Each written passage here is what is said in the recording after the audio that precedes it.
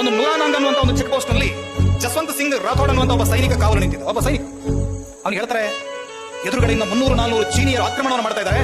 Nuranang check post ನಲ್ಲಿ ಜಸ್ವಂತ್ ಸಿಂಗ್ ರಾವತ್ ಹಿರಿಯ ಅಧಿಕಾರಿಗಳಿಗೆ ಫೋನ್ ಮಾಡಿ ಹೇಳ್ತಾರೆ, ಸಾಬ್ ಇಲ್ಲಿಂದ ಎಲ್ಲರೂ ಕೂಡ ನುಗ್ಗಿ ಬರ್ತಾ ಇದ್ದಾರೆ, ಮತ್ತೊಂದು ಫ್ರಂಟ್ ಓಪನ್ ಆಗ್ತಾ ಇದೆ, ಇಲ್ಲಿಂದ ಯುದ್ಧ ಆರಂಭ ಆಗುತ್ತೆ, ಜನರನ್ನು ಕಳಿಸಿ.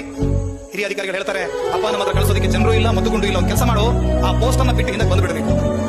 ಪೋಸ್ಟ್ ಅನ್ನ ಬಿಟ್ಟು ಹಿಂದಕ್ಕೆ ಬಂದ್ಬಿಡು ಅಂತ ಹಿರಿಯ ಅಧಿಕಾರಿಗಳು ಹೇಳಿದಾಗ ಇವನಿಗೆ ಸಿಟ್ಟು ಬಂದವನು ಹೇಳ್ತಾನೆ, ಮೈ ನಮಕ್ಕಿ ಕಸಂಕಾಯ, ನಾನು ನೆಲ ಮುಟ್ಟಿ ಉಪ್ಪು ಹಿಡಿದು ಪ್ರತಿಜ್ಞೆ ಮಾಡಿದ್ದೀನಿ, ನಾನು ನನ್ನ ದೇಶದ 1 ಇಂಚು ಭೂಮಿಯನ್ನು ಕೂಡ ಶತ್ರುಗಳಿಗೆ ಬಿಟ್ಟುಕೊಡೋದಿಲ್ಲ ಅಂತ ಹೇಳಿ ಪ್ರತಿಜ್ಞೆ ಮಾಡಿದ್ದೀನಿ, ಜೀವ ಹೋದ್ರೂ ಪರವಾಗಿಲ್ಲ, ನಾನು ಒಬ್ಬನೇ ಹೋರಾಟ ಮಾಡ್ತೀನಿ ಅಂತ ಹೇಳ್ತಾನೆ.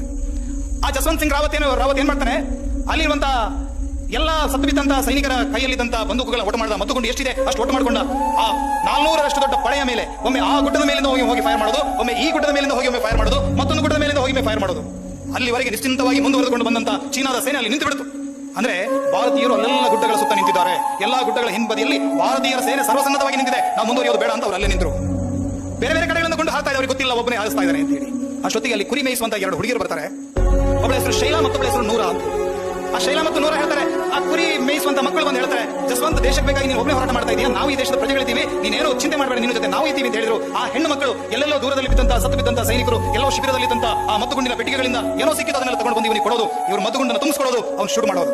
ಈ ತರ ಒಬ್ಬನೇ ಯೋಧ 2 ಪುಟ್ಟ ಲಂಗ ತೊಟ್ಟುಕೊಂಡ ಲಂಗಾದಾವಣಿ ತೊಟ್ಟುಕೊಂಡಂತ 2 ಪುಟ್ಟ ಮಕ್ಕಳ ನೆರವಿನಿಂದ 72 ಗಂಟೆಗಳ ಕಾಲ ಚೀನಾದ ಸೇನೆಯನ್ನು ತಡೆದು ನಿಲ್ಲಿಸ್ತಾನೆ.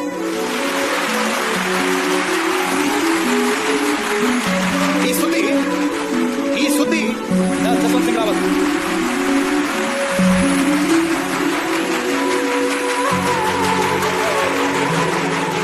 ಕಥೆ ಇನ್ನಿರೋದು. ಈ ಸುದ್ದಿ ಚೀನಿಯರ ಹೆಡ್ ಕ್ವಾರ್ಟರ್ ಅಲ್ಲಿ ಸೇನಾ ಮುಖ್ಯಸ್ಥರಿಗೆ ಗೊತ್ತಾದ ತಕ್ಷಣ ಹೇಳ್ತಾರೆ, ಎಲ್ಲ ಕಡೆಗಳಲ್ಲಿ ಕೂಡ ಭಾರತೀಯರು ಗಡಿ ಬಿಟ್ಟು ಓಡ್ತಾ ಇದ್ದಾರೆ, ಇಲ್ಲೊಂದು ಕಡೆ ಯಾಕೆ ಏನೋ ಸಾಧ್ಯ ಆಗ್ತಾ ಇಲ್ಲ, ಯಾರಾದ್ರೂ ಒಂದು ಹೆಲಿಕಾಪ್ಟರ್ ತಗೊಂಡೋಗಿ ನೋಡಿ ಬನ್ನಿ ಅಂತ ಹೇಳಿದಾಗ ಹೆಲಿಕಾಪ್ಟರ್ ನಲ್ಲಿ ಬಂದು ನೋಡುವಾಗ ಒಬ್ಬ ಸೈನಿಕ ಆ ಗುಡ್ಡದಿಂದ ಈ ಗುಡ್ಡಕ್ಕೆ, ಈ ಗುಡ್ಡದಿಂದ ಆ ಗುಡ್ಡಕ್ಕೆ ಒಬ್ಬ ಸೈನಿಕ ಓಡಾಡ್ತಾ ಇದ್ದಾನೆ. 2-3 ದಿನದಿಂದ ಹೊಟ್ಟೆಗೆ ನೀರು ಕುಡಿಯದೆ, ಅನ್ನ ತಿನ್ನದೆ ಒಬ್ಬನೇ ಹೋರಾಟ ಮಾಡ್ತಾ ಇದ್ದಾನೆ. ಅವನ ದೇಶಭಕ್ತಿಯನ್ನು ನೋಡಿ ಚೀನಿಯರಿಗೂ ಕೂಡ ಆಶ್ಚರ್ಯ ಆಯಿತು. ಆದ್ರೆ ಏನ್ ಮಾಡೋಣ, ಅವ್ರ ಕೈಯಲ್ಲಿ ಆಪ್ಷನ್ ಇರಲಿಲ್ಲ, ಅವನನ್ನು ಗುಂಡಿಟ್ಟು ಕೊಂದ್ರು. ಹಿರಿಯ ಅಧಿಕಾರಿಗಳು ಹೇಳಿದ್ರು, ಸರ್ 72 ಗಂಟೆಯಿಂದ ನಮ್ಮನ್ನು ಆಟ ಆಡಿಸ್ತಾ ಇದ್ದವನು ಒಬ್ಬನೇ ಸರ್ ಅಂತ ಹೇಳಿದಾಗ ಆ ಹಿರಿಯ ಅಧಿಕಾರಿಗಳು ಹೇಳಿದಂತೆ ಅವನ ತಲೆ ಕತ್ತರಿಸಿಕೊಂಡು ಬನ್ನಿ ಅಂತ ಹೇಳಿದಂತೆ. ಆ ತಲೆಯನ್ನು ಕತ್ತರಿಸಿಕೊಂಡು ಚೀನಾಕ್ಕೆ ತಗೊಂಡು ಹೋಗ್ತಾರೆ.